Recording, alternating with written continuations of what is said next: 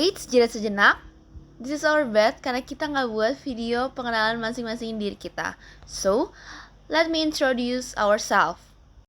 Aku, Joanna Selviana, bersama Christine Ridayanti Limbong, dan si Patrick Belsa. Kami dari kelas gabungan 3 akan mewawancarai narasumber, yaitu Kak Dedeu. Oke, so mari kita lanjut aja videonya. Sekarang kita lagi bersama dengan Aku Dewi Sartika Sinaga ya, biasa dipanggil Dedeu. Oke Kak Dedeu, mungkin kakak bisa mengenalkan secara singkat profil kakak tersendiri. Oke, halo, namaku Dewi. Aku biasa kalau di tempat kerja aku namanya Rumah Sakit Maranatha. Aku biasa dipanggil sama mereka itu Dedeu. Aku dikenalnya Dedeu. Aku di ruangan IGD untuk prakteknya di situ. Kalau boleh tahu Kak, berapa lama Kakak udah bekerja di rumah sakit itu? Nah, aku bekerja di Rumah Sakit Maranatha itu udah 3 tahun. Untuk memenuhi tugas etika kami, Kak, izinkan kami untuk bertanya beberapa pertanyaan terkait dengan materi agama kami tentang etika Kristen. Boleh.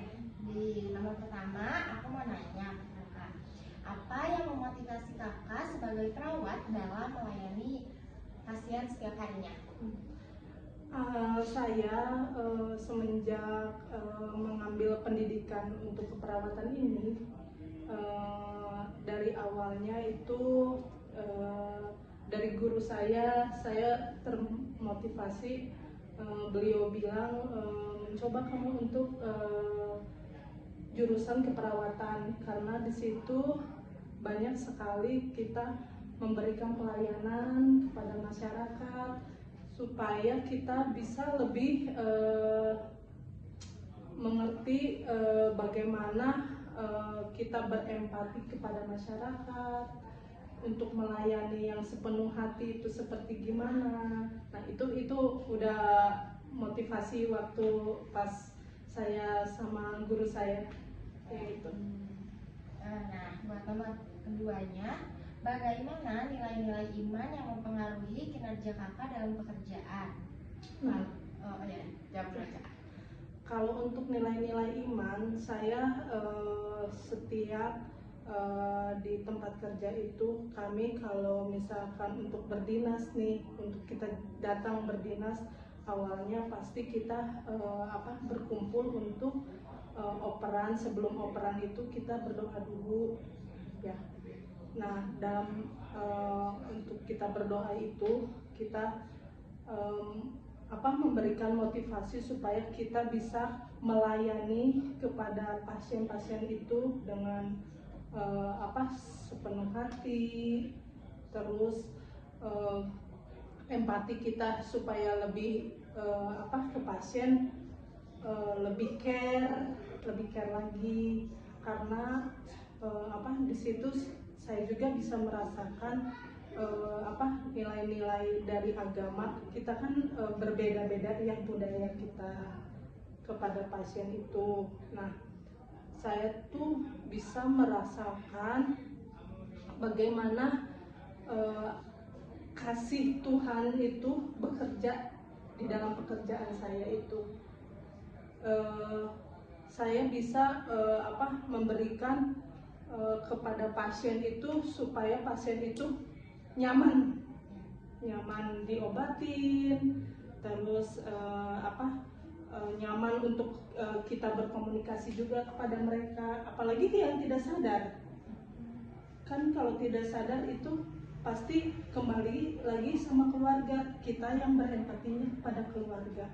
Itu sih tujuan pelayanan terhadap ini. Lalu bagaimana Kakak menerapkan etika Kristen dalam pekerjaan Kakak sehari-hari? Oh iya, yang tadi ya Kak, ya, ada Kakak mention. Betul. Nah, kayak saya kalau ke pasien itu kan ada yang budayanya orang Sunda, orang Cina, orang macam-macam lah di situ kan. Nah, di situ saya bisa memberikan pelayanan yang Tuhan itu kasih ke kita bisa pengertian gitu ya terhadap pasien. Nah, walaupun pasien itu ya ada beberapa ya kan, kadang pasien ada yang menyebalkan lah apa ya kan kayak gitu. Tapi kita harus tetap kasih Tuhan itu udah bekerja di dalam hati kita masing-masing. Nah, gimana itu caranya kita supaya kan kita di situ benar-benar melayani pasien. Si pasien itu kan pengen sembuh, makanya dia datang ke rumah sakit. Nah, kita harus yang namanya pelayanan itu udah di hati saya, udah bagaimana ya, jadi emang udah menyentuh gitu ya. Aku saya tuh benar-benar udah pengen yang namanya melayani kayak melayani sepenuh hati pada pasien, walaupun emang pasien teh udah unek-uneknya banyak lah kan kayak gitu kan. Iya, kadang nyebelin lah, kadang ini, tapi tetap hati kita Tuhan udah kasih ke saya pembelajaran tentang ini. Di dalam Alkitab juga kan ada yang dikatakan layanilah dengan segenap hatimu. Nah, itu yang saya ini dalam pelayanan saya. Oke, untuk pertanyaan selanjutnya, sepertinya tadi sudah termention ya dari bagaimana situasi kakak dalam menghadapi pasien yang cukup sulit, dan bagaimana kakak menerapkan sikap kasih dan kesabaran sebagai seorang Kristen. Tadi udah kakak sebut kalau gimana kakak udah memegang pegangan kayak kita tuh perlu melayani sepenuh dengan hati, kayak udah terpegang banget. Jadi ibaratnya pertanyaan ini sudah terjawab ya kak. Oke, kita lanjut. Pertanyaan selanjutnya, apakah kakak pernah menghadapi dilema ketika menjalankan SOP yang ada di rumah sakit dan nilai-nilai iman Kristen kakak? Bagaimana kakak menyikapi hal tersebut? Kayak kalau yang seperti tindakan gitu, ada beberapa tindakan yang tidak bisa dilakukan sendiri. Nah, contohnya kalau kita melakukan tindakan untuk pemasangan selang makan kepada pasien yang tidak sadar. Nah, gitu. Nah, itu biasanya saya meminta pertolongan kepada teman saya yang satu tim. Saya bilang, yuk kita ada pemasangan untuk selang makan nih, kita kan langsung ke lambung supaya kita bisa double check kembali apa dia masuk atau tidak. Nah gitu. Kalau misalkan saya melakukan sendiri, pernah saya melakukan sendiri begituin, tapi berhasil gitu kan. Tapi kalau untuk pasien-pasien yang sadar, terkadang mereka dilepas kembali gitu. Nah, kalau dilepas kembali, nah itu kan sudah keluar lagi, kita masukin lagi. Nah, di situ aku saya tuh lebih ke konsentrasinya kita double check, tidak sendiri untuk melakukan itu tindakan seperti itu sih. Jadi kita selalu untuk tindakan itu double check kembali. Kalau dalam pemberian obat juga kita ada pasien ini Nika Dew, apakah sudah diberikan terapi? Gitu. Sudah dok, sudah saya tulis di dalam catatan perawat saya. Gituin. Nanti teman saya mencoba double check kembali apakah sudah diberikan atau tidak. Gitu. Jadi dari situ terlibat sama tuh. Iya. Pertanyaan terakhir nih kak. Oke.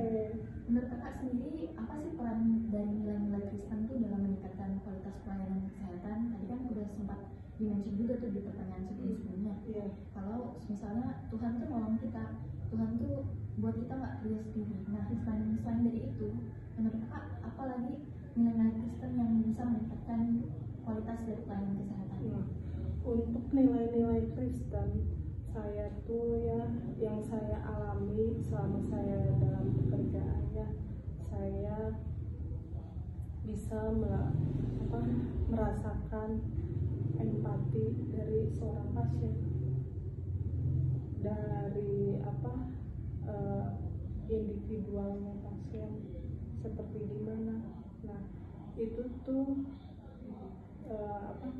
saya merasakan itu pada saat kalau saya setiap tindakan. Jadi saya bisa memberikan benar-benar pelayanan yang empati terhadap pasien, terhadap individual pasien, terus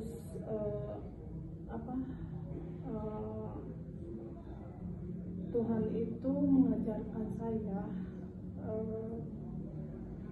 bagaimana dalam pelayanan kepada pasien itu sangat benar-benar menyentuh ke hati saya, karena saya dari awal emang sudah ingin yang namanya sudah bertekad kan ngambil jurusan ini dalam pelayanan. Itu benar-benar emang ngerasain tuh saya tuh ke pasien itu yang ini kadang pasien ada yang belet-belet amat ada yang bodoh-bodoh amat, udah bermacam-macam lah. Tapi Tuhan itu mengajarkan saya, kamu pasti bisa deh berikan pelayanan integritas yang terbaik terhadap pasien, karena pasien itu membutuhkan kita. Udah itu aja dari kita, Kak. Terima kasih Kak atas sudah menyempatkan waktunya. Sama-sama. Yang dimana kita juga dapat pembekalan tersendiri ya, bagaimana kita melayani dengan tulus, yang dimana kita juga jadi percaya kalau memang kita semua nggak bisa ngerjain itu tanpa bantuan Tuhan. Tuhan pasti selalu menolong kita. Terima kasih, Kak. Thank you. Dan wawancara kita, dan semoga bisa bermanfaat bagi kalian semua. Dadah.